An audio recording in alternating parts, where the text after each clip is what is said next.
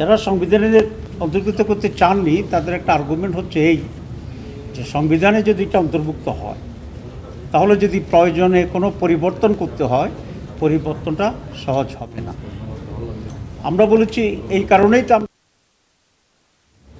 যাতে যে যুক্তিতে আপনারা আইন করে এটা করতে চান সেই একই যুক্তিতে আমরা এটাকে সংবিধানে পাঠাচ্ছি। কারণ শুধু আইন করলে মেজরিটি গভর্নমেন্ট সকাল বিকাল আইন পরিবর্তন করতে পারে, যেটা আওয়ামী লীগের সময় তারা করছে। আমরা চাই না যে কোনো একটি দলের প্রয়োজনে এখানে দুদকের আইন পরিবর্তন হয়। যদি জাতির প্রয়োজনে হয় তাহলে তো সরকারি দল বিরোধী দল সকলে একমত হয়ে যাবে, তো তখন প্রতিনিধিত্ব করার আর কোনো অসুবিধা হবে না। সেই জন্য পরিবর্তনের সুযোগটি আমরা তখনই রাখতে চাই যেটা এটা দেশের স্বার্থে হবে, জাতীয় স্বার্থে হবে। দলের স্বার্থের জন্যে দুদকের আইন পরিবর্তনটা আমরা বিরোধী। আমাদের যে ইতিহাস আপনারা সকলে জানেন যে সরকারি দলের লোকেরা কখনো অ্যারেস্টেড হয় না। কেউ কেউ অ্যারেস্টেড হয় যখন তিনি বিরোধী দলে চলে যান, ঠিক আছে? তো এটা লুজ রাখতে হয় কেন? যে আমি দুর্নীতি যদিও করি আমার যেন না ধরে। তো এইটা চাইলে দুর্নীতি চাই না, এই কথা তো মিলে না, ঠিক আছে? আমরা চাই এই পরিবর্তনে দুদক শক্তিশালী ভূমিকা পালন করবে, ইন্ডিপেন্ডেন্ট ভূমিকা পালন করবে, কনস্টিটিউশনাল বডির মতো করে তারা ভূমিকা পালন করবে। এখানে কমিটি ফরমেশন একটা প্রস্তাব আছে, আমরা সেটাও এগ্রি করেছি এবং বলেছি এটা সংবিধানে কমিটি গঠনের প্রস্তাবনা এগুলোকেও সেখানে ইনক্লুড করার জন্য। তারপরে বাকি যে ডিটেলসগুলো আছে এগুলো আইনের মাধ্যমে এগুলো স্থিরীকৃত হবে। সুতরাং ইস্যু ইজ ভেরি ক্লিয়ার, আমাদের stand is very clear. Majority of the political parties আজকে যারা করেছে is very clear, we are very strong two include constitution of Bangladesh. এরপরে যেটা আলোচনা হচ্ছে সেটা হচ্ছে কেয়ারটেকার সরকারের ব্যাপারে তো বারবার আলোচনা হয়েছে। আমরা প্রায় কাছাকাছি গিয়েছিলাম এবং সেখানে বিএনপির সাথে জামাতের অরিজিনাল প্রস্তাবে একই রকম ছিল। আমরা বলেছিলাম যে সেখানে ফরমেশন হবে, 5 জনের সদস্য হবে, selection committee, speaker, deputy speaker from opposition. এটা আমরা একমত হয়েছি যে একজন ডেপুটি স্পিকার বিরোধী দল থেকে হবে। সুতরাং speaker from the government side, deputy speaker from the opposition, prime minister from the government side, opposition leader from the opposition, এবং তৃতীয় বৃহত্তম দল ইন দ্য পার্লামেন্ট, মোট 5। আর যদি আপার হাউস থাকে তো তাহলে সেখানে আরও 2 জন ইনক্লুডেড হবে, তাহলে এটা হয়ে যাবে 7। আপার হাউসের আলোচনা সামনে আছে, তখন দেখব। সুতরাং এটাই আমাদের হচ্ছে বাছাই কমিটি। সেখানে আরেকটা প্রস্তাব হয়েছে যে প্রধান বিরোধী দল 5 জনের নাম প্রস্তাব করবে, প্রধান অপোজিশন সরকারি দল 5 জন করবে, প্রধান বিরোধী দল 5 জন করবে, তৃতীয় বৃহত্তম রাজনৈতিক দল 3 জন। 2 অথবা 3-এর ব্যাপারে একটু ডিফারেন্স আছে, আমরা 3 বলেছি, বিএনপি 2 বলেছে। আর আমরা বলেছি প্রত্যেকটা প্রতিনিধিত্বমূলক রাজনৈতিক দল পার্লামেন্টে যাদের মেম্বার আছে তারাও 1 জন করে নাম প্রস্তাব করবে। আর বিএনপি বলেছে তৃতীয় বৃহত্তম দল করবে, তারপরে আর দরকার নেই। কিন্তু আমরা চাই পার্লামেন্টে যদি তার একটা মেম্বারও থাকে তাও 1 জন নাম প্রস্তাব করবে কেয়ারটেকার প্রধান হিসাবে, সিলেকশন নাম প্রস্তাব করবে। আর যদি স্বতন্ত্র সদস্য থাকে তাহলে তিনিও 1 জনের নাম প্রস্তাব করতে পারবেন, কারণ he is a representative of some people at least.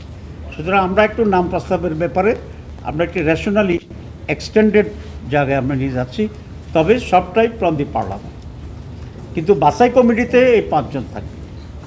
এখন বাছাই কমিটি কীভাবে সিদ্ধান্ত নেয়, সেক্ষেত্রে আমরা বলেছি সর্বসম্মত। তারপরে আমরা বলেছিলাম যে 15th অ্যামেন্ডমেন্ট চলে যাওয়া। বিএনপি এটা বলেছিল যে সর্বসম্মত 15th অ্যামেন্ডমেন্ট চলে যাবে।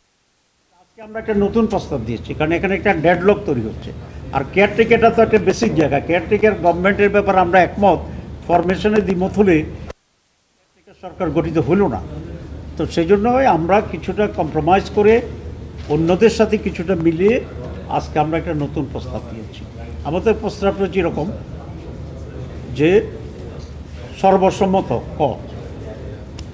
খ যদি 4 জন হয় তাহলে 4-1, 5 জন হলে 4-1, আর যদি আপার হচ্ছে 7 জন হয় তাহলে 2-5।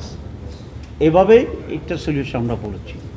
যদি এটাও না হয় তাহলে আমরা যেটা হচ্ছে প্রপোর্শনেট ইলেকশন, যেটা সেই র্যাঙ্ক চয়েসের যে সিস্টেমটা সেটা, কিন্তু আমরা একটা শর্ত যোগ দিছি যে র্যাঙ্ক চয়েসের ক্ষেত্রে ভোটটা ওপেন হইতে হবে, কে কাকে ভোট দিচ্ছে এটা যেন পরিষ্কার হয়।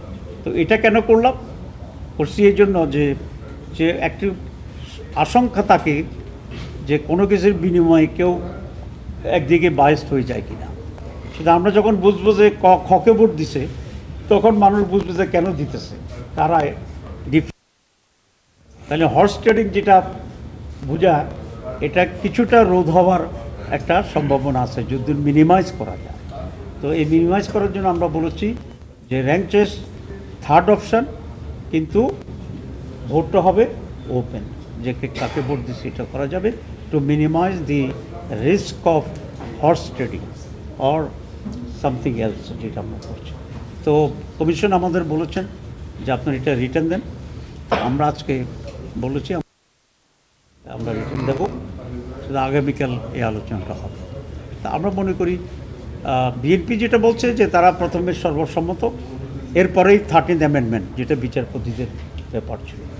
আমরা বিচারপতিদের ব্যাপারে আমরা আগে বলেছিলাম, কিন্তু একটা রিভাইজড আমরা থিঙ্কিং করছি। এই জন্য হাউসের ওপিনিয়নটা এবং বাইরেও অনেক লোক আমাকে ব্যক্তিগতভাবে বলেছেন যে আপনারা বিচারপতিদেরকে এখানে টেনে আনিয়েন না, বিচারপতিরা আউট অফ কন্ট্রোভার্সি থাকুক।